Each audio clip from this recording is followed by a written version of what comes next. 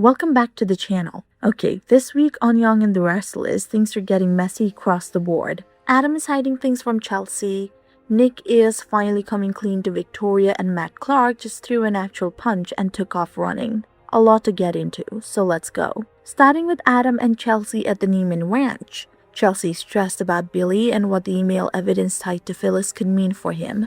Adam predictably does not want to hear about Billy at all, and there is real tension there over where Chelsea's loyalties are. But Chelsea shuts the conversation down herself and pivots to something that is honestly more interesting: Riza Thomson and Vegas. So Riza calls Adam and tries to pull him back in, wants to work together again, and he shuts it down cold. But here is where it gets complicated. Chelsea starts asking questions about just how deep Adam went into the spider role to get information on Matt, and Adam tells her things with Riza were strictly business. She then brings up a rumored romantic history between them, and Adam basically says he would have remembered if something had happened. Claims Riza plays mind games and was probably just messing with Chelsea's head. Here's the thing though. Adam is clearly not being fully honest, and on top of that, he admits to himself that he is feeling pulled back toward that world. Cards, poker, the spider life. He's tempted, and that is a problem. Meanwhile, Nick sits down with Victoria and finally tells her the truth about his drug addiction. He apologizes for letting her down, but Victoria turns it around and blames herself for not catching it sooner. She's worried about a relapse, but Nick insists he's going to rehab and that he has it handled. Whether she believes him is another question. Now over at the GCAC, Matt actually gets Phyllis talking, asking her what life in General City has been like. Nick is right there on the phone nearby and somehow does not spot Matt before he slips out. Phyllis later makes it clear she's not walking away from her company, not with Victor allegedly sabotaging her deals. Lauren pulls no punches, though, and warns that morale is completely tainted, and things could fall apart no matter what happens in court. Phyllis, of course, still has something up her sleeve. She always does. And then things go completely sideways at the park cafe. Noah runs into Audra, who is still venting about her earlier confrontation with Victor Newman. Noah steps inside to grab drinks, and that is when Matt shows up and just stares at Audra. She recognizes him, calls him Mitch, and then Noah walks back out. He loses it immediately. He physically grabs Matt, gets in his face, brings up the tormenting, the gas situation explosion in Vegas, and refuses to believe a single word about the amnesia. Matt keeps insisting he does not remember any of it and genuinely seems confused about being called multiple names. Noah tells Audra to call his dad and the police, and that is when Matt punches him and runs. Noah calls Nick to tell him what happened, that Matt Clark is alive and back in General City, and Nick is furious. He storms off forward the park cafe, and honestly, at this point everything is unraveling at once. This week is a lot. Secrets, confrontations, and Matt is out here swinging fists. Things are only going to escalate from here. Thank you so much for watching. If you're not subscribed yet, hit that button right now, and if you enjoyed this, leave a like. It genuinely helps. Drop a comment below and tell me what moment this week shocked you the most, because I have some thoughts and I want to hear yours. See you next time. Victor Newman, the character who changed daytime television. Alright, so before I dive into this, I need to say something. If you haven't watched The Young and the Restless and you're planning to start, or if you're currently watching and you're not caught up, there are going to be spoilers in this video. Like major character history, storyline stuff, all of it. So if that's you, maybe pause this, come back when you're ready. But if you're like me and you either don't care about spoilers or you've been watching for years, then let me walk you through the full biography of one of the most important characters in daytime television history, Victor Newman. Let's go. Okay, so here's the thing about Victor Newman. He's not just a character on a soap opera. He's kind of a cultural artifact at this point. He's been on television since 1980. That's over 45 years. And in that time, he's become one of the most recognizable, most iconic, most talked about characters in daytime TV history.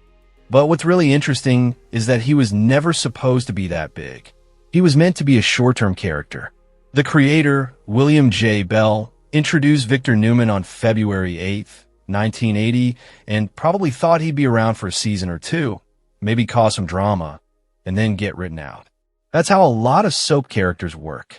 They come in, they stir things up, and they leave. Except that's not what happened with Victor Newman. Instead, he became the core of the entire show. He became an antihero. He became someone who audiences couldn't stop watching, even when they hated him. Maybe especially when they hated him. And that's actually a really interesting dynamic in storytelling, right? A character that's complex enough that people stay invested in him, even when he's doing terrible things. And the person who made that happen, the actor who brought Victor Newman to life and made him believable and compelling for 45 years straight, is Eric Braeden. Eric Braeden took on the role of Victor Newman in February 1980, and he's been playing it ever since. That's the same amount of time as Joshua Morrow with Nicholas Newman.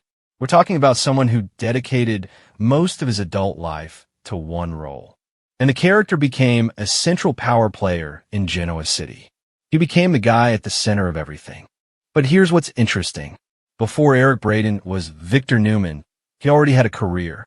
He wasn't some unknown actor who got lucky with his soap role. He had worked on television before. He was in the Rat Patrol. He was in Escape from the Planet of the Apes. He had a bunch of television guest roles throughout the 1960s and 1970s. He had film credits. He was working as an actor. So when he signed up for The Young and The Restless, he was making a choice. He was choosing to come to daytime television. And I think that matters because it means he understood what he was getting into. He wasn't naive about it. He'd been in the industry. He knew what soap operas were. He knew what the schedule was like. He knew what it would mean. And he did it anyway. And honestly, I think that speaks to his character as a person. Because daytime television, even in 1980, wasn't necessarily seen as the most prestigious place to work. It was seen as a stepping stone or something you did for money or something that was less serious than primetime television or film. But Eric Braeden came to Y&R anyway, and he committed to it, and he built something incredible in that space. Now, let's talk about who Victor Newman actually is as a character, because understanding the character is key to understanding why Eric Braeden's performance became so important. Victor Newman's birth name is Christian Miller. That's important because it ties into his whole origin story. He's not born into wealth. He's not born into privilege. He comes from nothing. His parents were Albert Miller and Cora Miller. He had a younger brother named Matt Miller. And from what we know, his early life was not easy. He came from poverty. He spent time in an orphanage. And then he builds himself into a self-made billionaire. He creates Newman Enterprises. He becomes one of the most powerful men in Genoa City. He controls businesses. He controls families. He shapes the entire landscape of the soap opera world that he lives in. That's an incredible character arc, right? From poverty and orphanage to billionaire businessman. That's the kind of story that people connect to. That's the kind of trajectory that audiences respond to. Because there's something aspirational about it, even in a fictional context. Here's a guy who had nothing and became everything. But the catch, and this is where Victor's character gets interesting, is that the way he got there, the methods he used, the people he stepped on, all of that comes with a cost. He's ruthless.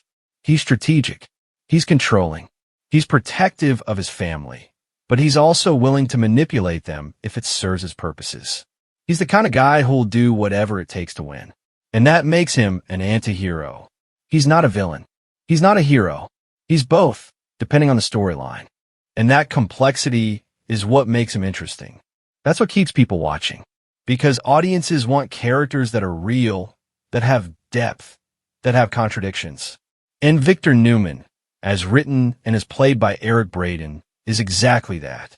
His romantic life is absolutely chaotic. I mean, this guy has been married so many times. Julia Newman, Nikki Newman, Leanna Love, Ashley Abbott, Hope Wilson, Diane Jenkins, Sabrina Castellana Newman, Megan McLean, Sharon Newman. That's a lot of spouses. And that's not counting relationships that didn't end in marriage. And the thing is, none of these marriages are simple. They're all complicated. They're all full of drama and conflict and history. And a lot of times, he goes back to the same people. Nicky Newman especially is like his constant. They break up, they get back together, they hurt each other, they reconcile. It's this on-again, off-again dynamic that's been going on for decades. And that's kind of the whole soap opera formula, right? Romance, conflict, reconciliation, repeat. But with Victor, because he's such a powerful character, his relationships carry weight. When Victor falls for someone, it matters. When he betrays someone, it's devastating. When he commits to someone, you feel like it might actually work this time. And then it doesn't, and you're back to the beginning. His business battles are another huge part of his story. The most famous one is his rivalry with Jack Abbott. Victor versus Jack Abbott is probably the most iconic soap opera rivalry in daytime television history. These two guys have been at war for decades. They compete over businesses. They compete over women. They're constantly trying to outmaneuver each other. It's personal and professional all at once. And that rivalry is what a lot of people remember about the young and the restless. Because it's not just about business. It's about ego. It's about pride. It's about these two incredibly powerful men who can't stand each other, but who are also locked in this weird dance where they need each other in some way. They define each other. Now, let's talk about his family, because that's actually huge. Victor has a massive extended family. He's the father or stepfather to Victoria Newman, Nicholas Newman, Adam Newman, Abby Newman, and Hope Newman, plus a child from Julia and a stepson, Dylan McAvoy. That's a lot of kids. And his grandchildren include Noah Newman, Summer Newman, Faith Newman, Reed Hellstrom, Connor Newman, Christian Newman, Dominic Philip Newman Abbott Chancellor, and others. His family tree is literally one of the biggest in daytime soap history. The Newman family is like the backbone of the young and the restless. And Victor, as the patriarch, is at the center of that. He's the guy making decisions that affect all of these people. He's the guy they turn to or rebel against. He's the gravitational center of the whole Newman world. And that family element is crucial to understanding why Victor became so iconic. Because soaps are ultimately about family. They're about relationships. They're about the drama that happens when you can't escape people because they're your blood. And Victor, with his massive family, with his history of marriages and affairs and kids from different relationships, he encapsulates all of that. He's the guy who had the affair that created Adam. He's the guy who married Sharon, who was much younger than him, which created all this controversy and judgment. He's the guy who raised other people's children alongside his own. He's the guy whose romantic choices rippled through generations. All of that family drama, it all connects to Victor. And Eric Braeden, as the actor, had to carry all of that. He had to make Victor believable as a father, as a lover, as a businessman, as a villain, as a hero, depending on the moment. That's incredible range. That's difficult work. And he did it for 45 years. In 1998, Eric Braeden won a Daytime Emmy Award for lead actor in a drama series for his performance as Victor Newman. That's not just an award. That's recognition from the industry that what he was doing was extraordinary, that his performance was elevating the material, that he was one of the best actors in daytime television. And to get that award in 1998, after already being on the show for 18 years, that's remarkable. He could have coasted. He could have phoned it in. But instead, he was still delivering performances that were award-worthy. Now, let me tell you about Eric Braeden as a person, because the actor and the character are obviously different things. Eric Braeden was born on April 3rd, 1941. That makes him 85 years old in 2026. So we're talking about an actor who's in his 80s and still working on daytime television, still playing a leading role on a major network show. That's not common. Most actors retire at some point. Most actors step back and let younger performers take over. But Eric Braeden is still there, still showing up, still playing Victor Newman. He's been married to Dale Russell Giudgast since 1966. They've been together for 60 years. They have one son together, Christian Giudgast. So his personal life, his family life, it's been stable. He's not someone who's had this chaotic romantic history off screen. He's built a real family, a real life outside of acting. And I think that's important because it gives him grounding. It gives him stability. And I think that probably helped him sustain this career for so long. Because if you're going to spend 45 years playing one character, if you're going to be in this industry that's demanding and sometimes painful and sometimes frustrating, you need something solid at home. You need people who love you for who you are, not for the role you play. His net worth is estimated at about $20 million in 2026. That's a significant amount of money. It comes from his long-running salary on The Young and The Restless, probably some investments, maybe some guest appearances on other shows. He did appear on The Bold and the Beautiful back in 1999, which was a big crossover moment. He's probably earned well over his lifetime. But what's interesting is that he earned that money primarily through one role on one show. He didn't have a bunch of film roles that made him rich. He didn't have some other big television deal. He built his wealth through commitment to Victor Newman and through smart financial decisions. And that actually speaks to his intelligence and his understanding of the value of what he was doing. Because let's be honest, soap opera salaries are good, but they're not movie star salaries. They're solid, consistent money. Good enough to build wealth if you're smart about it. And Eric Braeden was apparently smart about it. He built a $20 million net worth. That's impressive. But you know what's more impressive than the money? The staying power. The fact that he's still working at 85. The fact that he's still the lead of a network television show. The fact that producers still want to work with him. The fact that fans still tune in to see him. That says something about who he is as a performer. It says that he's still relevant. That he still brings something to the role.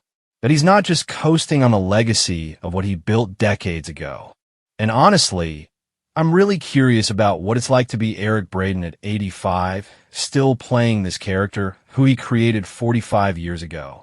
Because Victor Newman has evolved. The show has evolved. The world has evolved. Technology has changed. Television has changed. But Eric Braeden is still there, still making Victor relevant, still making him interesting. That's a remarkable thing. That's not something you see often. Most actors, by the time they're in their 80s, they're retired or they're doing guest roles or they're acting in smaller films. But Eric Braeden is still the lead of a major network show. He's still pulling viewers. He's still getting storylines. He's still matching. I think part of what makes Victor Newman such an iconic character is that he ages in real time. He's played by a real actor who is aging. So Victor is in his 80s now too. He's an aging power player who's dealing with health issues, legacy issues, questions about his mortality. And that creates real drama because it's tethered to reality. If they had recast Victor Newman with a younger actor every 10 years or something, the character would have lost that sense of progression, that sense of real time passing. But because Eric Braeden has played him continuously, because he's aged alongside the character, it gives the whole thing weight. It gives it authenticity.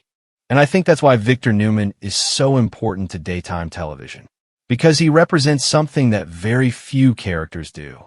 He represents an actual person's entire adult life. He represents one actor's commitment to one role for 45 years. That's not common. That's rare. That's actually kind of extraordinary.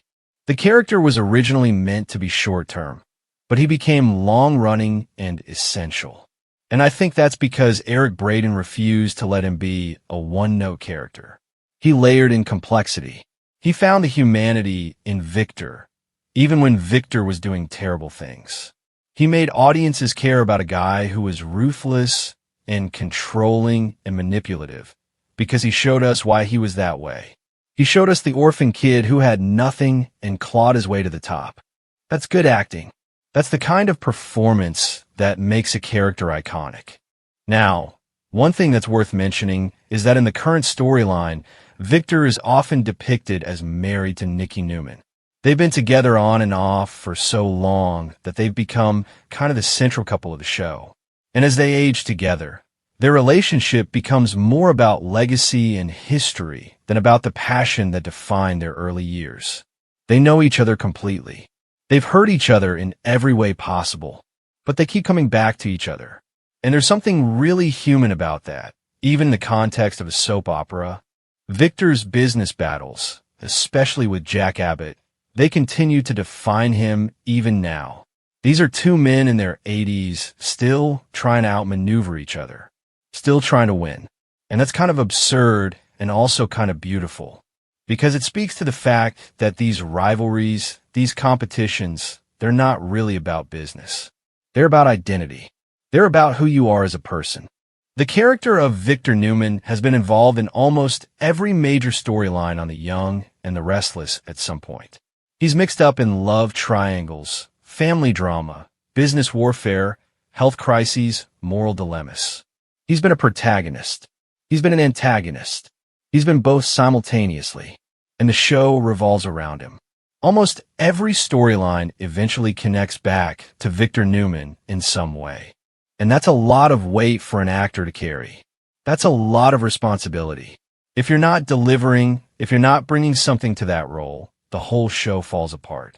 But Eric Braeden delivered. For 45 years, he delivered. I think what's remarkable about his performance is that it never became a caricature. Victor Newman could have become this one-note villain. He could have been a cartoon of a rich guy being evil. But Eric Braeden always found the vulnerability. He always showed us the humanity underneath the ruthlessness. And that's the difference between a good soap actor and a great soap actor. A good soap actor can deliver lines and hit emotional beats.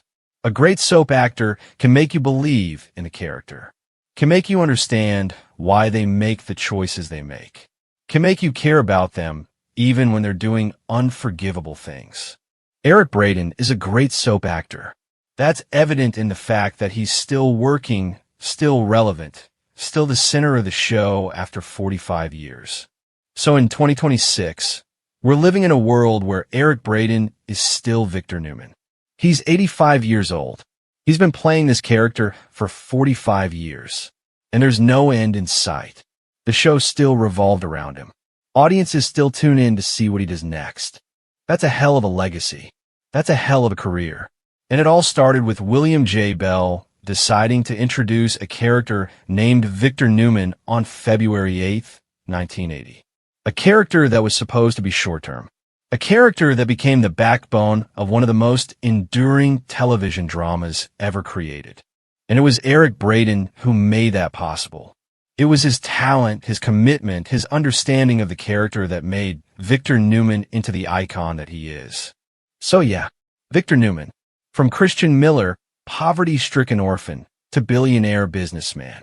From a short-term character to the core of an entire show. From 1980 to 2026. From 45 years of stories, family drama, romance, business warfare, moral complexity, and everything in between.